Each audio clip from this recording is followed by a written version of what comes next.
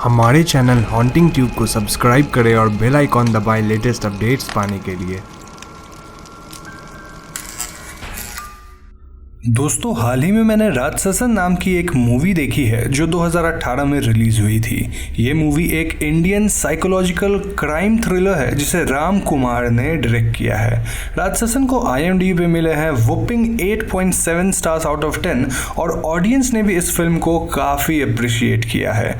तो आज के इस वीडियो में हम और आप मिलकर राजससन मूवी के स्टोरी को ब्रीफली जानते हुए इस मूवी से रिलेटेड कुछ इंपॉर्टेंट बातों को भी डिस्कस करेंगे। Now before I start this video, मैं आप सभी का तहे दिल से शुक्रिया अदा करना चाहूँगा क्योंकि आपके प्यार और सपोर्ट की वजह से आज हम 1 मिलियन या फिर 10 लाख सब्सक्राइबर्स के मार्क को क्रॉस कर गए हैं। जून के महीने में हम अपने चैनल पे एक Q&A के साथ साथ पॉडकास्ट्स और लेट नाइट शोज लाने वाले हैं ताकि आप सभी को डिफरेंट वैरायटी की कंटेंट मिल सके। Once again thank you for all your love and support और ऐसे ही आप आगे भी हमें सपोर्ट करते रहें। So now with that said, let's roll the intro.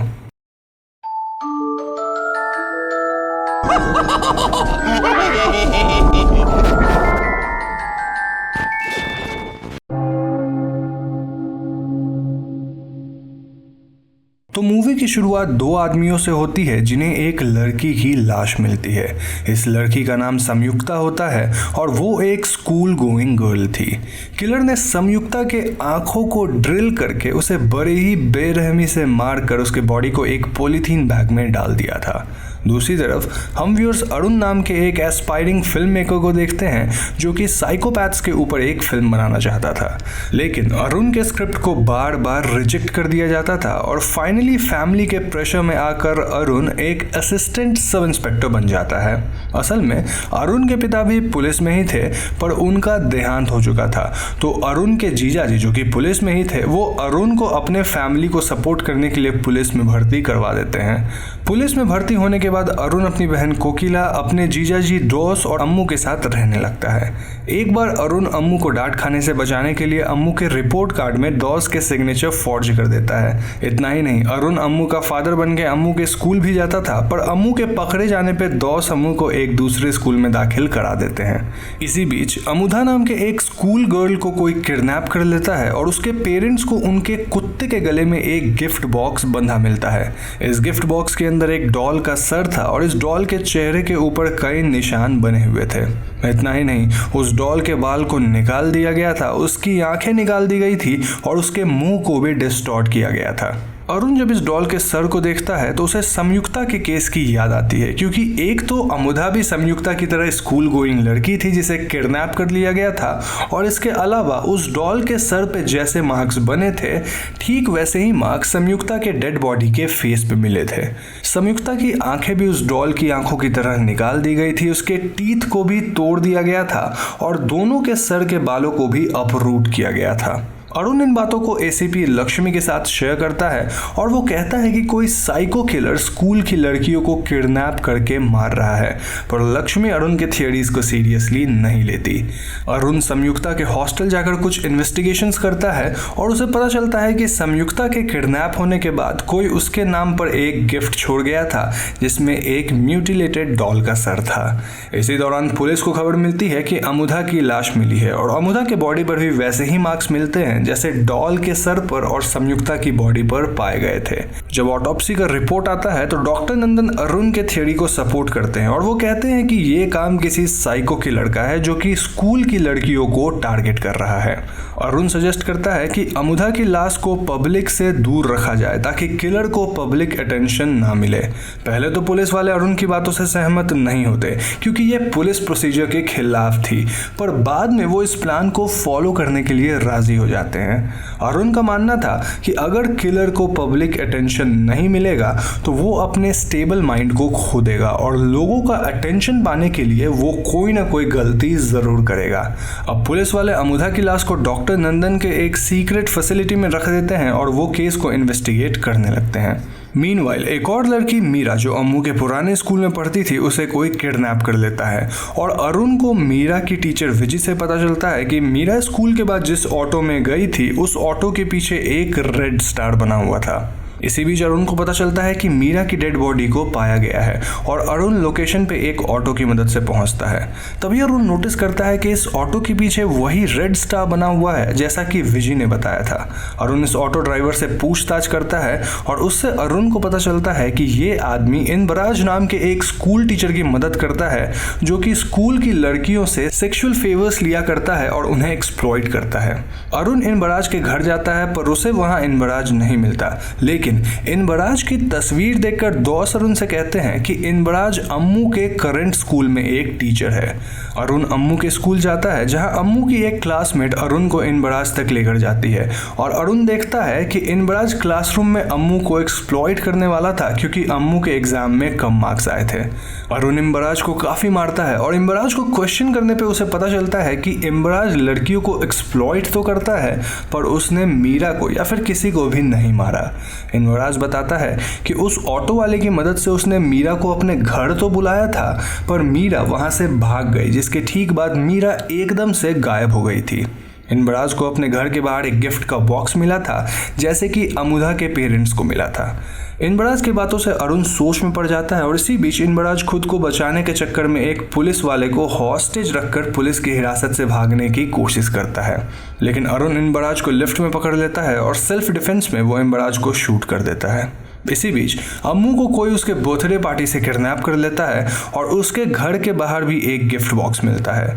अब बहुत ढूंढने पर भी अरुण और दोस्त को अम्मू का कोई अता पता नहीं मिलता, लेकिन कुछ दिन बाद अरुण को अम्मू की म्यूटिलेटेड बॉडी डॉस के कार के ट्रंक में मिलती है और इसी दौरान अरुण को भी सस्पेंड कर दिया जाता है क्योंकि अरुण ने बिना पुलिस प्रोसीजर फॉलो किए इनबराज को शूट कर दिया था।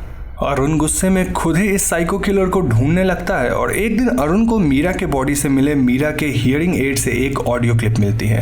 अरुण इस क्लिप को इन्वेस्टिगेट करता है और इससे अरुण एनाबेला जॉर्ज नाम के एक औरत तक पहुंचता है जिसके मैजिक शो के दौरान यही ट्यून बजता है। असल में एनाबेला स्कूल में मैजिक शोज किया करती थी और अरुण एक पैटर्न नोटिस करता है कि एनाबेला सभी मरे हुए लड़कियों के स्कूल में मैजिक शोज परफॉर्म करने आई थी।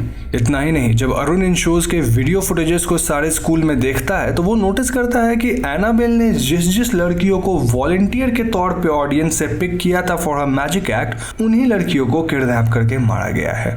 असल में एनाबेला पहले मैजिक शो के थ्रू अपने विक्टिम्स को चुनती थी, वो मैजिक दिखाकर स्कूल में अपने विक्टिम्स को इम्प्रेस करती थी और फिर वो उन्हें स्टॉक करके उनसे दोस्ती करके ठीक 2 दिन बाद उन्हें किडनैप कर लेती थी। खैर, अरुण को अपने इन्वेस्टिगेशन से पता चलता है कि एनाबेला ने अपना लास्ट एक्ट एक स्कूल में 2 दिन पहले ही किया था और इसीलिए अरुण उस स्कूल में जा पहुंचता है। वहां अरुण को शो के रिकॉर्डिंग से पता चलता है कि एनाबेला ने संजना नाम की एक लड़की को वॉलंटियर के तौर पे चुना था।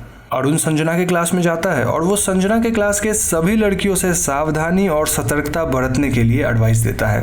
अरुण सभी लड़कियों को अपना नंबर भी देता है ताकि मुसीबत पे वो अरुण को कांटेक्ट कर सके और अरुण संजना का नंबर सेव करता है। अरुण संजना से उसका नंबर भी लेता है और स्कूल खत्म होने के बाद अरुण संजना को फॉलो करता है ताकि वो किलर को पकड़ सके। संजना के घर के पास जब अरुण संजना को अप्रोच करता है तो उसे पता लगता है कि संजना ट्विंस है और जिसका पीछा अरुण ने किया है वो संजना की बहन है। संजना की बहन बताती है कि संजना स्कूल के बाद म्यूजिक क्लास के लिए गई है। अरुण तुरंत रियलाइज करता है कि वो गलत टारगेट को फॉलो कर रहा था और फिर वो अपने टीम को संजना के फोन को ट्रैक करने के लिए कहता है। मीनवाइल संजना को एनाबेला किडनैप कर लेती है और उसे एक घर के बेसमेंट में ले जाती है। संजना बाथरूम जाने का बहाना बनाकर अरुण को कांटेक्ट करने की कोशिश करती है और अरुण भी फोन ट्रैक करके एनाबेला के घर तक पहुंच जाता है। संजना बाथरूम से भागने की कोशिश करती है पर सिंस वो बेसमेंट में थी और उस घर के बारे में उसे कुछ पता नहीं था तो वो घूम फिर के उसी कमरे में वापस आ जाती है जहां एनाबेला ने संजना को छोड़ा था। अरुण को एनाबेला के घर के बेसमेंट से आवाजें आती हैं और वो बेसमेंट तक आ पहुंचता है पर तब तक एनाबेला संजना को वहां छोड़कर भाग चुकी थी। यहाँ मैं आपको बता दूं कि पुलिस ज्वाइन करने से पहले अरुण अपने फिल्म के लिए काफ़ी रिसर्च किया था ऑन साइको किलर्स और इस इंसिडेंट के बाद जब अरुण को एनाबेला के घर से एक फ़ोटो मिलता है तो अरुण को अपने रिसर्च के बारे में याद आता है क्योंकि अरुण ने ये फ़ोटो पहले देख रखा था। अरुण को अपने रिसर्च से वही फ़ोटो मिलता है जो कि एक न्यूज़पेपर के आर्टिकल का हिस्सा था। असल में ये न्यूज़ एक मर्डर के बारे में था जो कि काफ़ी साल पहले हुआ था और अरुण उस केस को हैंडल करने वाले इन्वेस्टिगेशन ऑफिसर के पास जाता है जो अब रिटायर हो चुके थे। इस इन्वेस्टिगेटिंग ऑफिसर का नाम राजा मनिक्कम था और उनसे अरुण को पता चलता है कि एनाबेला का असली नाम मेरी फर्नांडिस था जो अपने हस्बैंड के डेथ के बाद मैजिक किया करती थी। मेरी का एक क्रिस्टोफर नाम का बेटा भी था जिसे प्रोजेरिया था और इसी कारण क्रिस्टोफर को स्कूल में कोई एक्सेप्ट नहीं करते थे। लेकिन सोफी नाम की एक लड़की क्रिस्टोफर से दोस्ती करती है, पर इसके बाद क्रिस्टोफर के मन में सोफी के लिए फीलिंग्स डेवलप होने लगती है। क्रिस्टोफर सोफी को प्रपोज करता है, पर सोफी क्रिस्टोफर को समझाती है कि वो साथ नहीं हो सकते। लेकिन क्रिस्टोफर सोफी का हर जगह पीछा करने लगता है और सोफी इससे परेशान हो जाती है। अब सोफी भी क्रिस्टोफर की फ्रेंड नहीं रहना चाहती थी और स्कूल के बच्चे भी क्रिस्टोफर को अब बहुत ज़्यादा परेशान करने लगे थे। इन सब से क्रिस्टोफर का माइंड डाइवर्ट करने के लिए मेरी क्रिस्टोफर को मैजिक ट्रिक्स में ट्रेन करती है, पर धीरे धीरे स्कूल के बच्चे क्रिस्टोफर का जीना मुश्किल कर देते हैं। तभी एक दिन मेरी सोफी को एक गिफ्ट देती है जिसमें एक म्यूटिलेटेड डॉल का सर था और असल में ये डॉल सोफी ने क्रिस्टोफर को उसके बर्थडे पर दिया था। दोस्तों, ये ठीक वही डॉल है जिसे हमने मूवी में पहले देखा था और जो कि किलर अपने विक्टिम को किडनैप करने के बाद छोड़ जाता था। खैर, राजा मनिक्कम अरुण को बताते हैं कि मेरी और क्रिस्टोफर को अरेस्ट किया गया था क्योंकि दोनों ने सोफी की बड़ी ही बेरहमी से हत्या कर दी थी। राजा मनिक्कम ये भी बताते हैं कि उस दिन जब वो मेरी और क्रिस्टोफर को अरेस्ट कर रहे थे तो देखने वालों में उन्होंने एक डर देखा था, एक ऐसा डर जो कि उन्होंने पहले कभी नहीं देखा था। एनीवेज, राजा मनिक्कम रिवील करते हैं कि बाद में मेरी और क्रिस्टोफर का एक्सीडेंट हो गया था जिसमें वो मारे गए थे, पर अब उन्हें पता चलता है कि किसी तरह मेरी बच गई थी और वो एनाबेला बनकर लड़कियों को अब भी मार रही है। खैर, अरुण मेरी को ढूंढने के लिए निकल जाता है और यहाँ राजा मनिक्कम को एक क्लू मिलता है। राजा मनिक्कम अरुण को फ़ोन करके बुलाते हैं, पर तभी राजा मनिक्कम के घर मेरिया पहुँचती है और वो राजा मनिक्कम को मार डालती है। जब अरुण राजा मनिक्कम के घर पहुँचता है तो लक्ष्मी के ऑर्डर्स पे पुलिस अरुण को ही कस्टडी में ले जाती है क्योंकि अरुण सस्पेंड होने के बाद भी ये सारी इन्वेस्टिगेशंस कर रहा था और इसके लिए उसे एक कमेटी के सामने भी पेश होना था। अरुण कस्टडी में पशुपति नाम के कांस्टेबल से राजा मनिक्कम के घर से मिले फॉरेंसिक फोटोग्राफ्स को देखने के लिए मांगता है और अरुण रियलाइज करता है कि राजा मनिक्कम ने अरुण को क्यों फ़ोन किया था। असल में मेरी के हैंड में 5 फिंगर्स थे, पर जो औरत एनाबेल बनकर शो करके लड़कियों को मार रही थी उसके राइट हैंड में 6 फिंगर्स थे। इतना ही नहीं, अरुण एनाबेला के घर से मिले फोटोग्राफ में देखता है कि क्रिस्टोफर के हाथ में 6 फिंगर्स थे, जिससे उसे पता चलता है कि एनाबेला मेरी नहीं बल्कि क्रिस्टोफर है जो भेष बदलकर लड़कियों को मार रहा है। जी हाँ दोस्तों, यहाँ हम व्यूअर्स फ्लैशबैक में देखते हैं कि मेरी ने सोफी को वो गिफ्ट बॉक्स दिया था जिसमें डॉल का सर था, पर असल में सोफी को क्रिस्टोफर ने मारा था और अरेस्ट होते समय लोगों में अपना खौफ देखकर क्रिस्टोफर को सेटिस्फैक्शन मिल रहा था क्योंकि अब तक लोग उसे परेशान करते आ रहे थे। अरुण लक्ष्मी को क्रिस्टोफर के सच के बारे में बताने की कोशिश करता है, पर लक्ष्मी अरुण की बातों को अनसुना कर देती है। तभी अरुण को विजी का फोन आता है जो ये बताती है कि कोई बूढ़ा आदमी उनके घर पे आया था जो विजी पे अटैक करने की कोशिश कर रहा था। विजी किसी तरह खुद को बचा लेती है, पर वो बूढ़ा आदमी जो कि क्रिस्टोफर था वो विजी के नीस कायल को ले जाता है। अरुण कायल को बचाने के लिए पुलिस स्टेशन से जाना चाहता है, पर लक्ष्मी अरुण को अलाउ नहीं करती। तभी पशुपति लक्ष्मी को हथकड़ी से बांध देता है और वो अरुण को पुलिस स्टेशन से भागने में हेल्प करता है। अरुण अपने कुछ साथियों को खबर करता है कि एनाबेला मेरी नहीं बल्कि क्रिस्टोफर है, तो उन्हें एक बूढ़े आदमी को ट्रैक करना है, ना कि औरत को। इसी बीच वेंकट नाम के एक पुलिस वाले को क्रिस्टोफर मिलता है जिसके राइट हैंड में 6 फिंगर्स थे। वेंकट क्रिस्टोफर को पकड़ने की कोशिश करता है क्योंकि चेक करने पे वेंकट को क्रिस्टोफर के वैन में कायल बेहोश मिलती है, पर क्रिस्टोफर वेंकट को ट्रिक करके मार देता है। मरने से पहले वेंकट फोन पर अरुण के साथ कांटेक्ट में था और वेंकट ने अरुण को बताया था कि क्रिस्टोफर डॉक्टर नंदन के सीक्रेट फैसिलिटी के पास है। अरुण इस लोकेशन पे जाने के लिए निकलता है और वो डॉक्टर नंदन को भी वार्न कर देता है। वेंकट और क्रिस्टोफर के कन्फ्रंटेशन के बीच कायल को होश आ गया था और वो वहां से भागकर डॉक्टर नंदन के फैसिलिटी की तरफ जा चुकी थी। डॉक्टर नंदन को कायल मिलती है जो कि उसके साथ फैसिलिटी के अंदर घुस जाते हैं, पर क्रिस्टोफर उनके पीछे जा पहुंचता है और वो डॉक्टर नंदन को भी मार देता है। अब क्रिस्टोफर मैजिक ट्रिक्स दिखाकर कायल का ध्यान भटकाने की कोशिश करता है, पर अरुण को डॉक्टर नंदन के फैसिलिटी से बबल्स आते दिखते हैं और उसने अम्मू के बर्थडे फुटेज में अम्मू के गायब होने से पहले वैसे ही बबल्स उस फुटेज में देखे थे। अरुण फैसिलिटी के अंदर जाकर कायल को बचा लेता है और यहाँ क्रिस्टोफर और अरुण के बीच कन्फ्रंटेशन होता है। अरुण को अपने साइको किलर्स पे किए गए रिसर्च के बारे में याद था और वो क्रिस्टोफर का ध्यान भटकाने के लिए उसे वैसे ही चिढ़ाता है जैसे स्कूल में बच्चे क्रिस्टोफर को चिढ़ाया करते थे। अरुण के इस तरह से चिढ़ाने से क्रिस्टोफर काफी डिस्ट्रैक्ट होता है और इसी का फायदा उठाते हुए अरुण उसे मार देता है और वो कायल को बचा पाता है। सीन अब शिफ्ट होकर अरुण को हॉस्पिटल में दिखाता है, जो न्यूज़ पे देखता है कि लोग एक साइको किलर के बारे में बात कर रहे हैं और वो साइको किलर और कोई नहीं बल्कि क्रिस्टोफर है, जो कि लड़कियों को इतने दिनों से मार रहा था। तभी अरुण को एक फोन आता है जिसमें कोई प्रोड्यूसर अरुण के साइको किलर वाली स्क्रिप्ट पे मूवी बनाना चाहता है, क्योंकि मीडिया का अटेंशन क्रिस्टोफर के केस पे काफ़ी ज़्यादा था।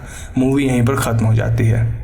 तो दोस्तों ये थी राक्षसन मूवी की कहानी और अब मैं आपको इस मूवी से रिलेटेड कुछ बातें बताऊंगा। आप पूछ सकते हैं कि क्रिस्टोफर लड़कियों को क्यों मार रहा था और वो भी एक औरत बनकर, तो इसका आंसर काफी सिंपल है। बचपन में सोफी ने क्रिस्टोफर के फीलिंग्स को रिजेक्ट कर दिया था और स्कूल के बच्चे भी उसे तंग करते थे बिकॉज ऑफ हिज अपीयरेंस। तो जब क्रिस्टोफर ने सोफी को मारा तो लोगों में क्रिस्टोफर के लिए खौफ पैदा हो गया और क्रिस्टोफर को ये बात बहुत पसंद आई, इसीलिए वो बड़ा होकर भी लड़कियों को मारकर अपना वेंजेंस ले रहा था। और वो औरत के गेटअप में इसलिए था क्योंकि औरत बनकर लड़कियों से घुलना मिलना ज्यादा इजी है।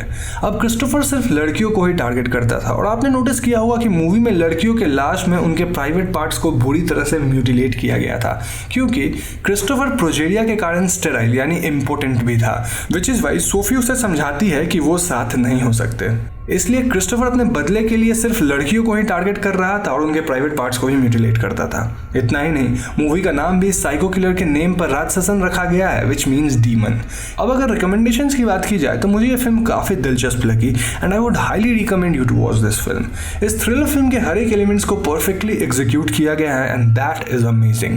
फिल्म में कोई फालतू जंप स्केयर्स नहीं है, कोई लव स्टोरी नहीं, कोई फालतू सॉन्ग्स नहीं, फिर भी ये फिल्म आपको पहले सेकंड से एकदम बांध कर रखती है। ये फिल्म अपनी हाई रेटिंग्स डिजर्व करती है एंड आई होप कि हमें इंडिया में और भी ऐसी फिल्में देखने को मिले। मेरे मन में एक छोटी सी बात है जिसे मैं आप सभी के साथ शेयर करना चाहूँगा। मुझे इस मूवी में प्रोजेरिया से सफ़र करते एक लड़के को जिस तरह से पोर्ट्रे किया गया है वो काफ़ी डार्क लगा। प्रोजेरिया के सिम्टम्स में वायलेंट बिहेवियर का कोई जिक्र नहीं है और हम जानते हैं कि सोसाइटी में प्रोजेरिया से सफ़र करते बच्चों को कैसे ट्रीट किया जाता है। ऐसे लोगों को वैसे ही अजीब या फ्रीक या एबनॉर्मल माना जाता है और मूवी में ऐसे एक किरदार को विलन बनाने से आम आदमी के मन में डिफरेंट नोशंस बन सकते हैं। नाउ आई नो ये सिर्फ एक फिल्म है तो इट्स ओके, बट फिल्म के ही थ्रू कई लोग चीज़ों को लेकर अवेयर होते हैं। सो आई वुड से कि आप भी इसे बस एक फिल्म की तरह ही देखें और प्रोजेरिया से पीड़ित लोगों के प्रति अच्छे से पेश आए। रही बात फिल्म की तो वो मैं क्लियर कर ही चुका हूँ कि it is a perfect movie. तो दोस्तों आज की वीडियो में बस इतना ही। वीडियो पसंद आई हो तो इसे लाइक और शेयर जरूर करें और अगर आप ऐसे वीडियोस देखना चाहते हैं तो हमारे चैनल हॉन्टिंग ट्यूब को सब्सक्राइब करके बेल आइकॉन को जरूर दबा दीजिएगा, क्योंकि हम अपने चैनल पर ऐसे वीडियोज़ लाते रहते हैं। पीस।